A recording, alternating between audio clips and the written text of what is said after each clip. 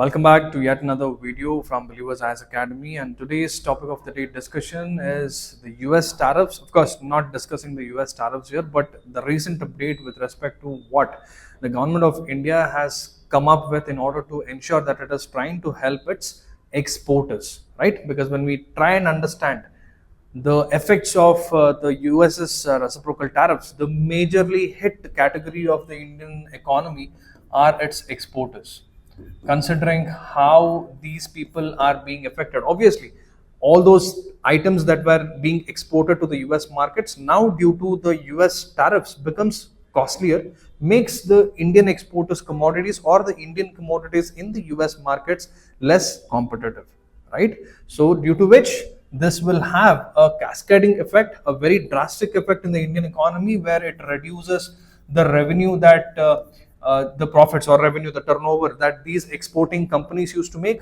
Also, this in turn makes the near outcome is the reduction of the employment rate, especially in those labor intensive units, manufacturing units of India, will obviously bring down its bring down its working human force or the labor, and ultimately this will create less purchasing power in the economy, because now people do not have enough money in their hands. So this reduces the demand, and in a way this becomes a very classic recipe for another economic slowdown, right? So now this becomes absolutely important for the government to address this particular issue. Not just that, but also because of another important thing, considering the dependence of India on the US market. So now this graph here clearly shows you the dependence of the US, or let's say the India's dependence on the US market, which is depicted by the blue color bar, and this green color bar depicts the US as dependent on India. So now it is clearly visible that the India's dependence on the US markets for its exports is more than the US's dependence on the India market, or in a way, India needs US more than US needs India for its exports, is what we can clearly take away from this particular graph, particular image. So hence, it becomes absolutely important for the government to address this problem, especially which is being faced by the Indian exporters.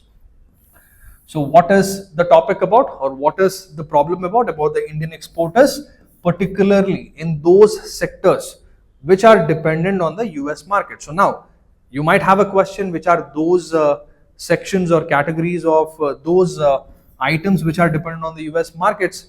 These are the few important ones, especially the solar modules, cement and concrete or artificial stone articles, your printed cotton linen, prawns and shrimps, your parts of turbojets, even for that matter, your gems and jewels, right? And even the Indian auto parts. So all of these have a very high demand in the US market, or India has more dependence on the US market for all of these category of goods that it is trying to export. So this three-pronged strategy by the government, which the government is trying to bring up, is to address the problems faced by these exporters, especially in terms of the liquidity crunch that they are seeing because of the reduced exports or because of the reduced competitiveness of their products, delayed payments, and the risk of cancelled orders. Why? Simple, because now what used to cost, let's say the Indian banana, for an example, India is exporting banana to the US market. Let's say it was costing $5. Of course, it's not $5, but for the example's sake, I'm just considering $5. Now, due to the tariff that US has put, now the same $5, which was the price of one banana, might now cost $7.5 in the US market. So obviously, when the price increases, the demand for that the demand for that commodity decreases, of which it definitely makes it very difficult for the Indian exporter to be competitive in the market as compared to other products which are coming from the other places. And also, for that matter, the near byproduct of this is the loss of revenue for the Indian exporters. So hence, the problem of liquidity crunch, delayed payments, and risk of cancelled orders, right? So now the government is trying to address all of this. So how is it trying to address? it has framed a three-tier action plan, mostly in the short term, medium term, and also to cover in the long term as well. So we will see what that is in detail. So the first one is the short term measures to make sure that it is trying to address the immediate problem, right? To try and address the liquidity and the compliance relief mostly faced by those exporting companies or manufacturing units which are facing this problem in order to ensure the working capital needs. What is working capital needs? It is that money or the working capital or the initial payment or the money or the fund, the asset which is required by a company to make sure that their business is not shut down, or let's say the production of that particular company is either stagnant or going smooth or increasing but not decreasing or shutting down. So working capital is like the heartbeat of any company, right? So that is absolutely required. So what is the government planning to do? It is planning to bring another interest subvention for those companies which are labor intensive and also which needs that sufficient working capital. And this interest subvention by the government is not the very first instance. We have to also keep in mind this was also previously done during the pandemic under the interest equalization scheme. I think you might have heard. Please use the comment section and let us know what interest equalization scheme was, right? So this is another interest subvention scheme where under this particular part of the policy, the government tries to make the borrowing cost for all these companies, cheaper, right? So the interest subvention is simple words, making the loans available in a very cheap rate. The interest that you need to pay for that loan under the interest subvention scheme would be very less as compared to other loans, right? So usually it is between 3% to 5% to make it easier for those companies to take loans to make sure that the working capital is met and also to prevent insolvency of those companies. And moving forward, the government also talked about supporting the special economic zone units to sustain production levels in labor intensive export hubs. So even there, the government is talking about providing certain trade finance support and also interest subvention and also relaxing in various other compliances that are required in the export import business. Moving forward, the medium term measures, the government here mostly is trying to diversify its market, because market diversification is absolutely important. Why? Because right now India is dependent on the US market for most of its commodities or items that it is trying to export. Now, let's say USA is put a barrier between India and its own country in the name of tariffs.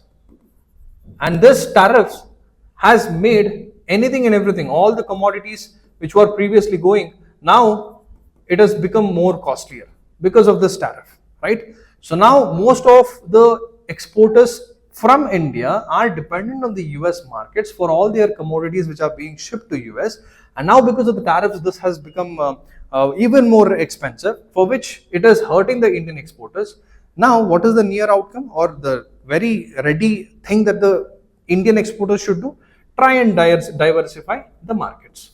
If USA is putting hefty tariffs, it's fine, we will find other buyers or other markets, right? So that is what it is trying to say, because way back, I think in the year 2020 or 2022, India and UAE had an agreement which is famously called as the SEPA, the Comprehensive Economic Participation Agreement, under which the gems and jewelry, which are also equally in demand in the US market, right?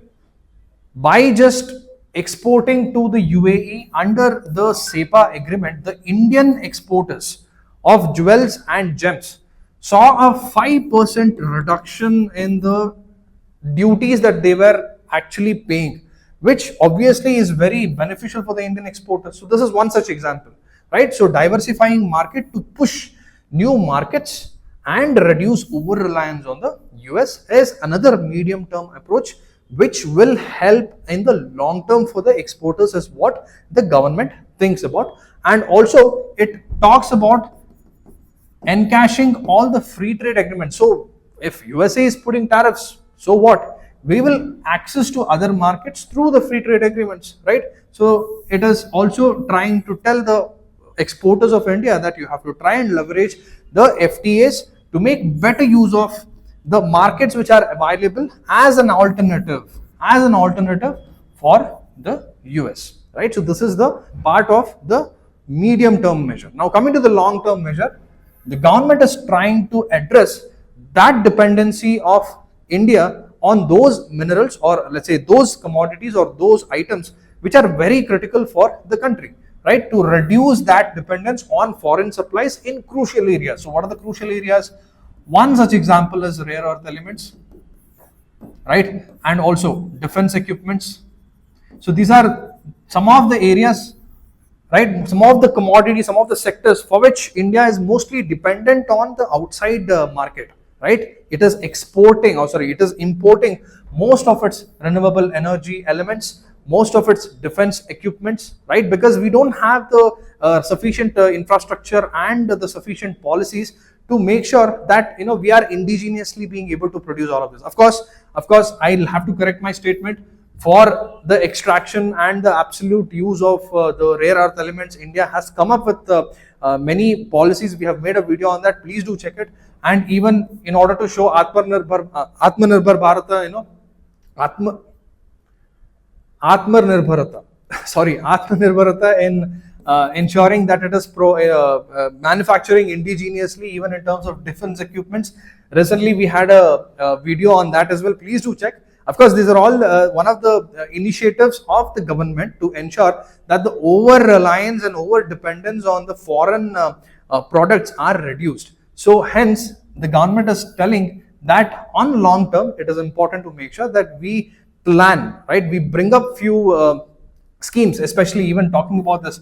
We can talk about all the PLI schemes that the government has introduced, and even talking of which the PLI which the government of India introduced in the pharma API industry, due to which we reduced our dependence on China by a great number, right? So what is PLI scheme?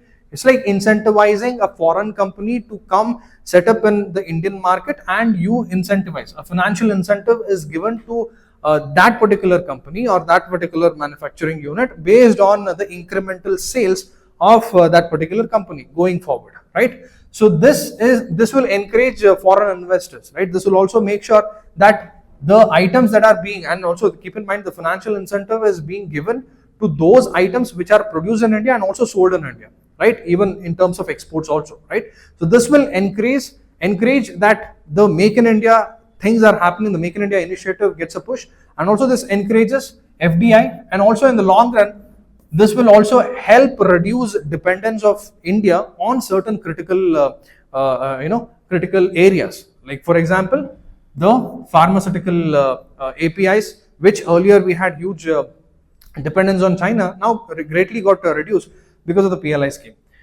Followed by, it talks about having or developing certain digital infrastructure like the Bharat Trade Net, which is like one unified platform, a digital platform which integrates to ensure that the exporter faces or the exporter to facilitate seamless and digital trade operations for the exporter. So here basically the regulations in terms of getting the clearances at the customs, even the documentation processes, everything makes it easy in this particular platform is what the Bharat Trade Net is all about. So of course, this is also one of the government's prolonged strategy to build such digital platforms which will make the access, or let's say which makes the operations of an exporter seamless.